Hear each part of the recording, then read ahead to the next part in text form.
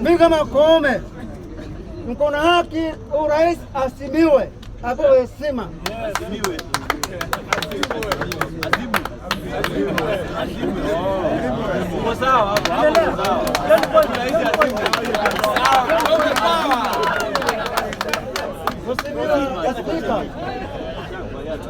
Narudia tena,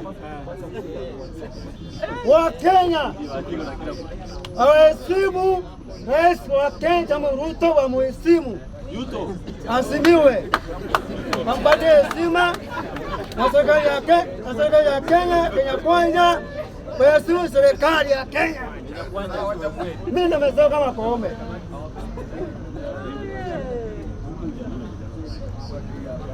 Ndugu zangu, wanje ukabila, wanje kupia Wakale, wanje kupia Wakikuyu.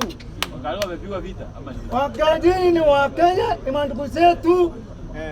Na Wakikuyu ni mandugu zetu, ni Wakenya, ni manadada na mandugu. Tuna ukabila hapa. Eti phrase, I'm telling you today. Nilema nitaongea. Kama umeenda ukabila hapa, mimi bunge wananchi. Tafadhali utoe ukabila, kama ndio ukabila toka wenda kwa Sakaranda. Ana Sakaranda, si hapa. Mimi niko na haki ya kuheshimu Rais Samoei Ruto. Wengine wapinga Raila, Raila anguke, Raila, ni mstau. Ni mstau, unapinga Raila, akisema Raila anguke, ni mstau. Amteni. Na mambo kweli. Hii ni mambo mbaya. Mbona mambo kweli? Bwana Spika, usubali ukabila. Wote wao Wakikuyu wa mbaya, wao Wakalenjin mbaya, wao nani? Wewe ni ukabila, hiyo kabila lazima isi hapa. Wewe inaongo kweli yote ukabila.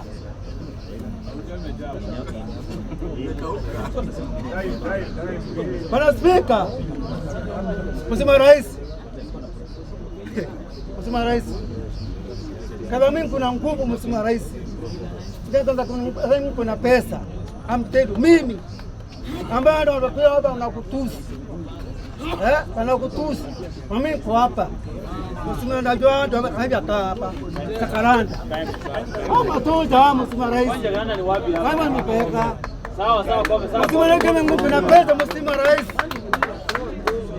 kama kuna pesa kama 3 milioni ama 10 milioni, I'm telling you Mheshimiwa Rais, hao ndo tena wanda kwa Sakaranda, si hapa. Pia siku na kutusi ndio makutusi. Sawa. Mheshimiwa Rais, mwambie kwamba kunaomba ambao makatari hapa na kutusi ambao si andika. Kuna watu walikao ni kwa wino. Naambia serikali itambue. Mimi sijaiba wanakutukia asubuhi, wanakutusi, wewe mwisi, bona kama mwenyewe unipea muda wewe, unipea muda. Kuna wewe amekwambia amemaliza. Mheshimiwa Rais, kuna vijana 130 ambao wako serikali yetu ya Kenya only hey. Wanakusupport wetu, tunakusupport. Mimi kuna njeti Mheshimiwa Rais, ambao unakuheshimu.